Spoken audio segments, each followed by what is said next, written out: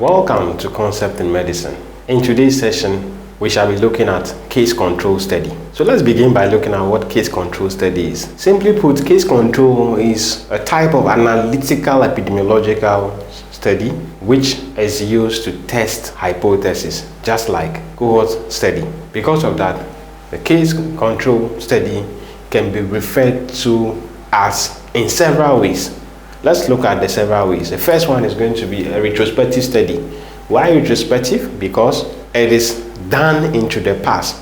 It means that for case control study, both exposure and outcome have occurred, but only the outcome is known and the exposure is not known. With that, the epidemiologist is going to study into the past history of the individual to determine that exposure. And when he or she does that, then we'll say it is a retrospective study, meaning that it's done into the past. The same way we are saying that it's a backward-looking study, meaning that it looks into the past. The next way to describe the case control study is going to be effect to cause study. Effect to cause study means that the effect, which is the disease or the outcome, is known, but the cause, which is the risk factor or the exposure, is not yet known, even though both the exposure and the outcome have occurred. Another way we can describe the case control study is a disease to risk factor, just similar to the effect to cause study. Then another way is what we call the Trohawk study. The Trohawk study is a colloquial terminology that is used to describe or define case control study in which the outcome or the disease is already known and epidemiology conducts a study into the past to determine the exposure or the risk factor. In simple terms, the Trohawk study is a colloquial term for the case control study. Then the next one is an outcome to exposure study, just similar to the disease to risk factor and the effect to cause study. The unit of study for the case control study is going to be the individual. The people that are used is going to be the individual. So with that, let's look at the case scenario. Individual A and individual B are being studied. Those are the subjects. Individual A has lung cancer, individual B does not have lung cancer.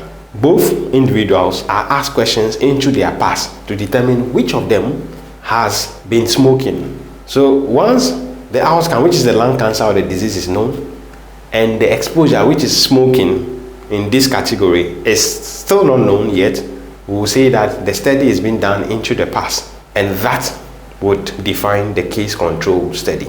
Even though we are saying that if the exposure is not known, it has already taken place, just like the outcome, which has also already taken place. So in case control study, both outcome and exposure have taken place, have occurred. Just that with regards to which of them is known, is the outcome that is known, but not the exposure. And that is what is being found.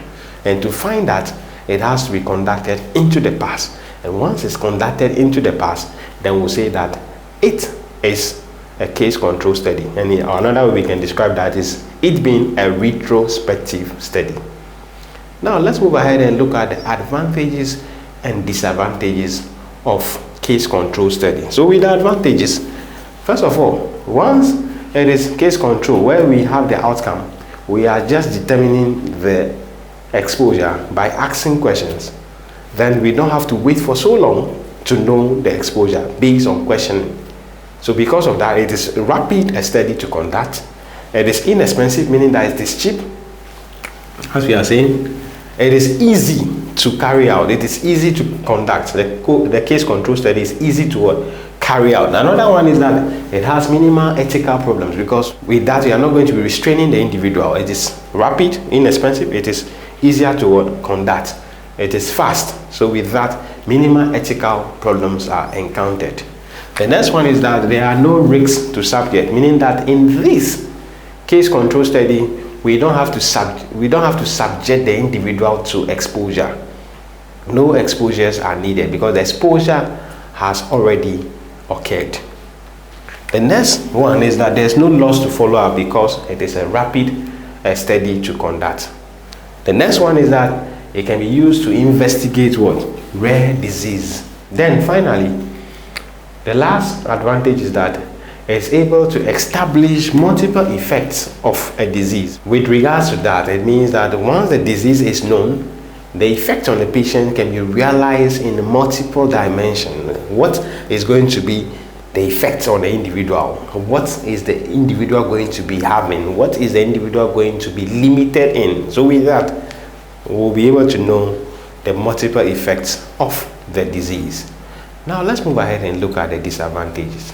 For the disadvantages, as you know, the case control, unlike cohort study, cannot be used to compute incidence. It cannot measure incidence. It cannot measure incidence.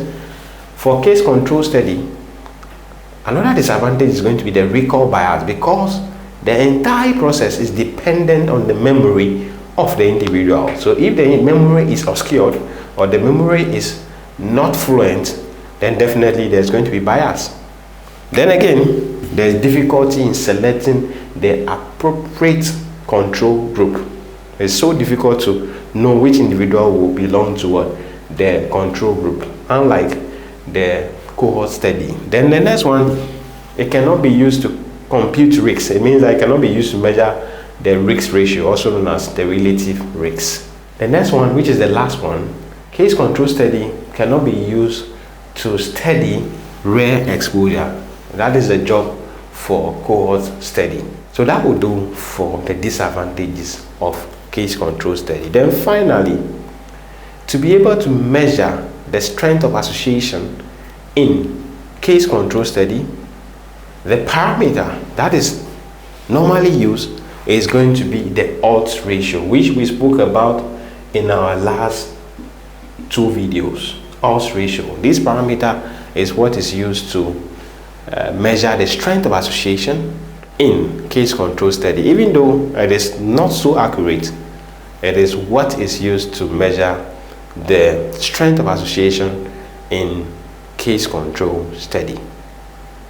With that being said, we've come to the end of our lesson. I believe that we've learned something interesting as well. Kindly make sure to subscribe to my channel, like, share, recommend to friends, and don't forget to put on the notification button. Feel free to comment the next concept you would like to see on my channel in the commentary section. My name is Dr. Del, and once again, this is Concept in Medicine. Bye-bye.